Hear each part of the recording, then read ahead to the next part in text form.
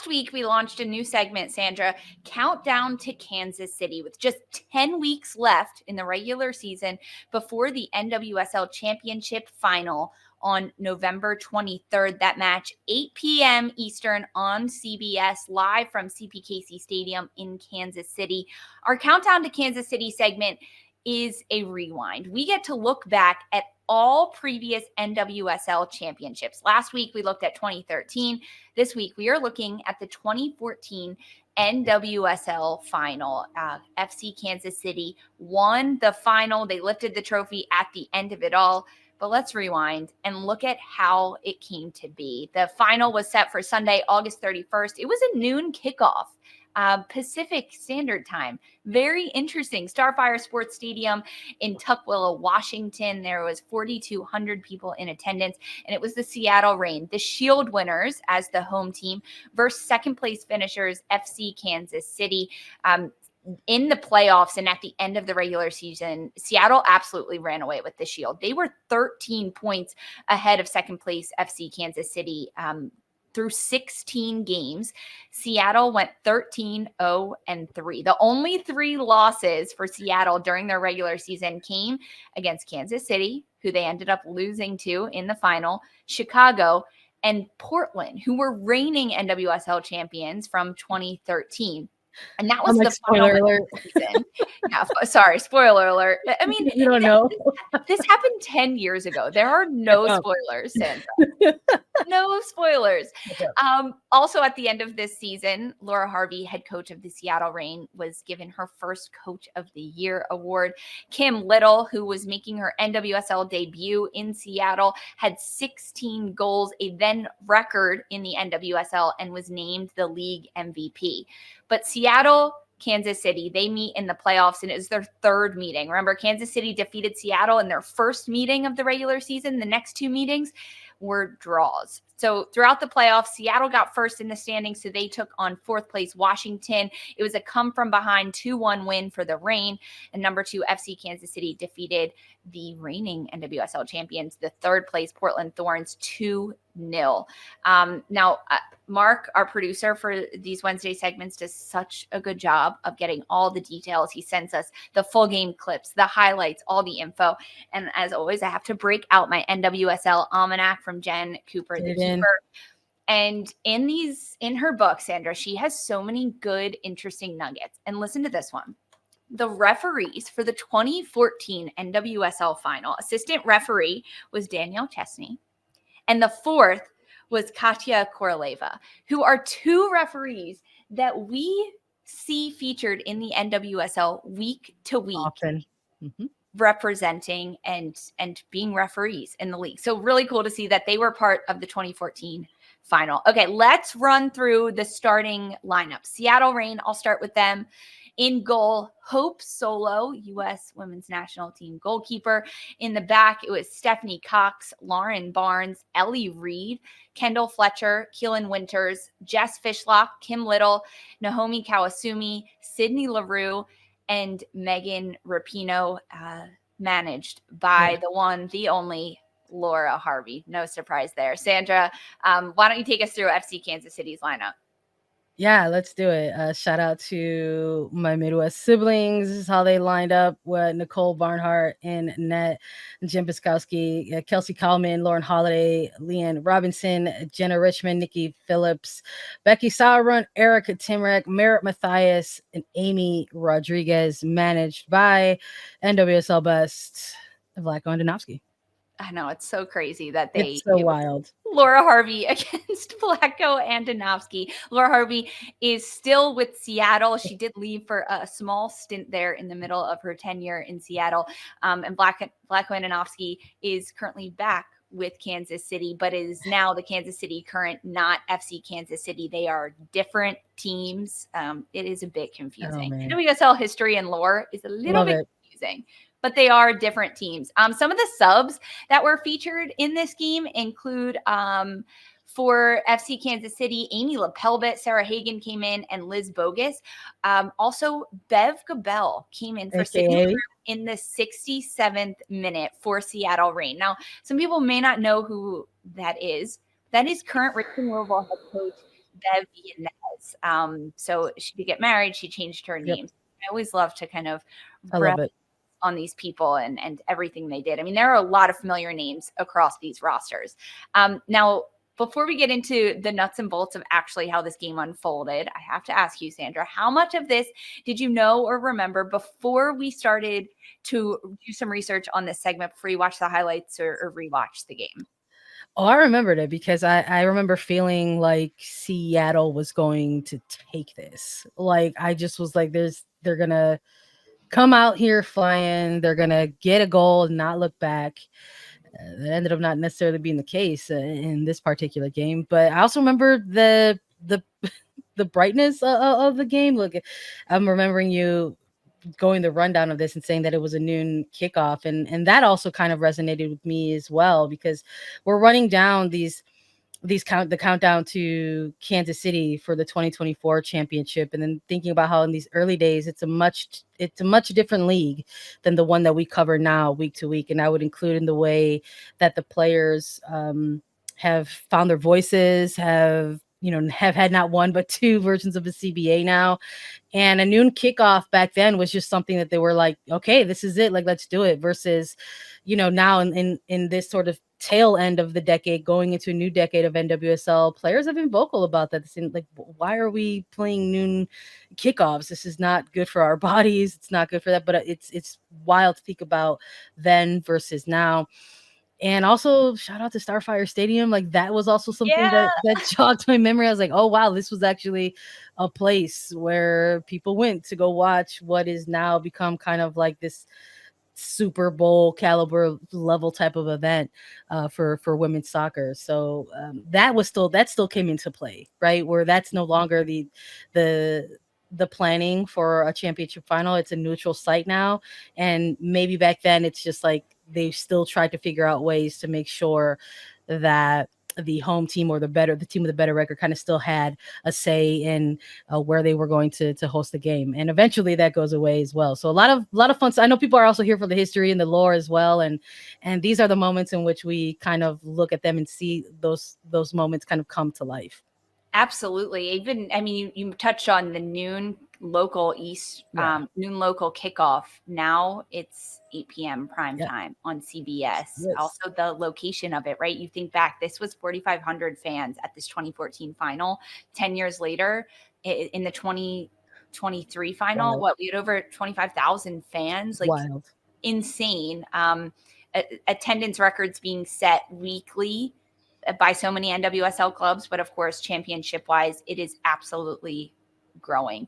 Blade Runner 147 on YouTube saying, this is only their second season watching the NWSL. Hey, welcome to the party. All right, Blade. So fun. You want to see them all? Well, we're going to run through all of them for you on these Wednesdays. A lot of the highlights are available on NWSL YouTube.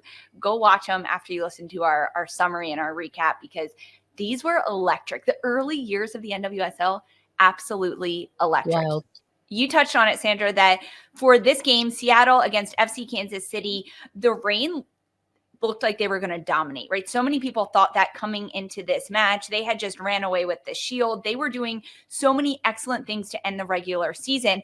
And for the first 20 minutes of this final, it was all Seattle. They had great possession, great momentum, really good buildup. They were whipping crosses in, getting dangerous, forcing a lot of saves out of Nicole Barnhart for FC Kansas City. However, Lauren Holiday, Amy Rodriguez, you can never count them out. 22nd minute for FC Kansas City. Lauren Holiday slips this beautiful ball through to Amy Rodriguez, and FC Kansas City takes the lead in the 22nd minute. They'd go into halftime up 1-0. Second half action, 56th minute. It's a rinse and a repeat. Lauren Holiday played to Amy Rodriguez, and Kansas City gets their second goal, 2-0.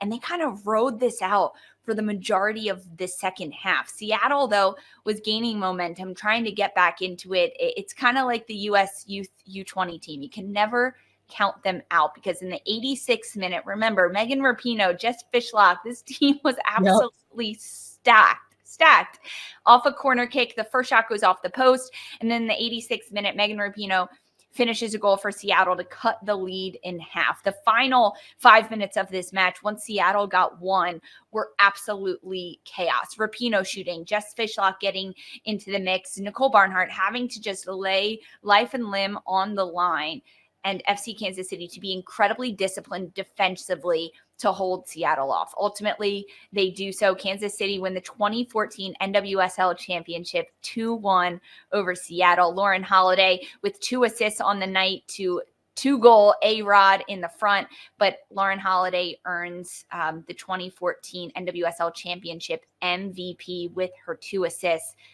It was a game for Lauren Holiday and for FC Kansas City.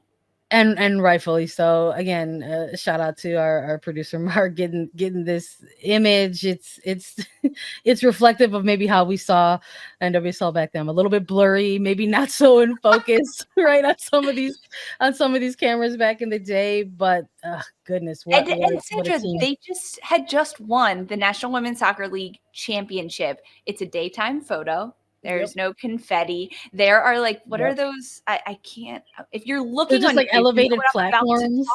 Yes, that's where the cameras were on the accordion type elevated mechanical equipment, where it was a shaking camera that moved around.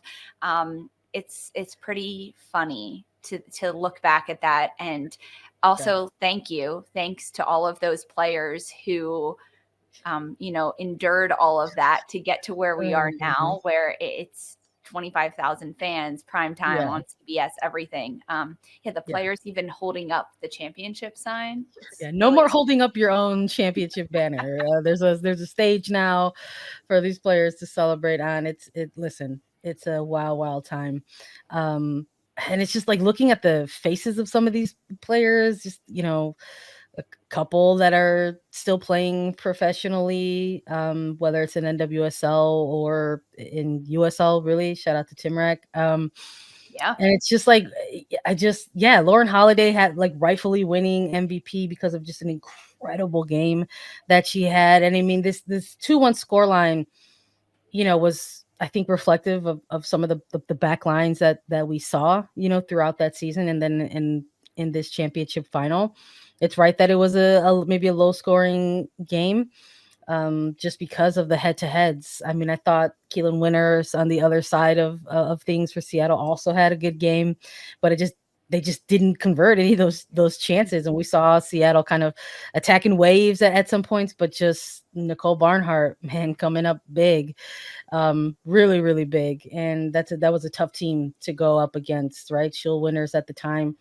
But this again, it's all part of the lore that we love. It's this is where it started. It's just you had that one team that's a bit of a thorn in your side, and now you meet them on the biggest stage, and it plays out the way that it plays out. So shout out to everyone who participated in this first edition of this championship final, because we're gonna find ourselves talking about it some more even next week, Lisa.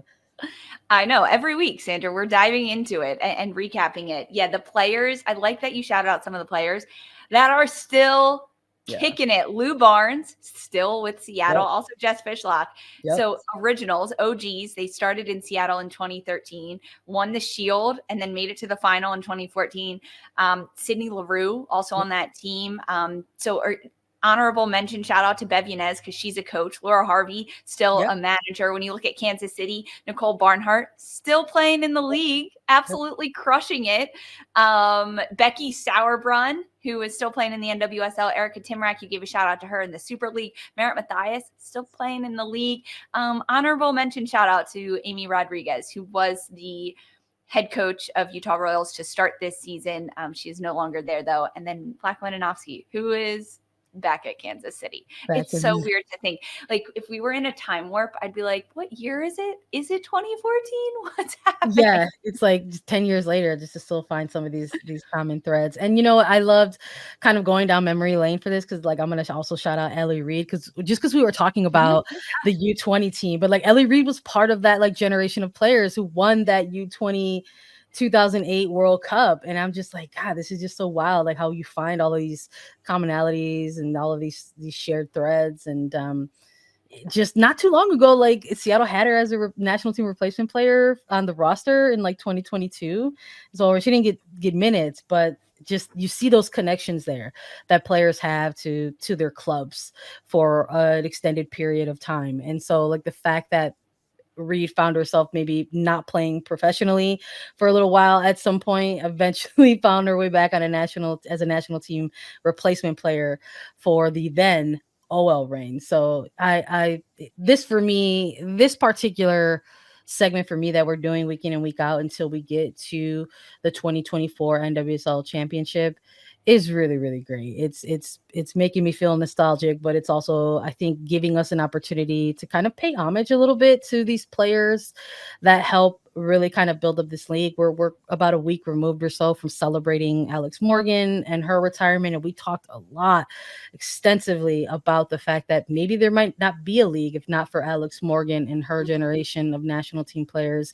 But we have to extend that line a little bit to some of these players that we saw, players who were part of that extended player pool of the national team, and players who weren't, whether it was like I'm referencing Winters, who was maybe part of that extended player pool, but didn't necessarily keep that allocation status early on in the NWSL seasons, with Stephanie Cox, who had spent a lot of time in the national team program, but eventually kind of saw herself rotated out of the defensive picture for the national team moving forward. But still, week in and week out, we're putting together massive performances for their teams in NWSL. Absolutely. I mean, Kim Little came Yeah. into the league this year. Steph Cox returned from pregnancy. So did Amy Yeah. Rodriguez. Yep. Hope Solo, she had wrist surgery prior to this year coming back in. I mean, absolutely. Yeah, that's a great way to put it. So many of these players have laid all the bricks to get to where we are now. If you're with us live on YouTube, our great producer Mark has dropped the full match link that is on YouTube into the chat. So if you're listening as a podcast and you're like, hey, I really want to go back and watch this full game, the link is on YouTube in the live chat. You can also watch the highlights on NWSL YouTube.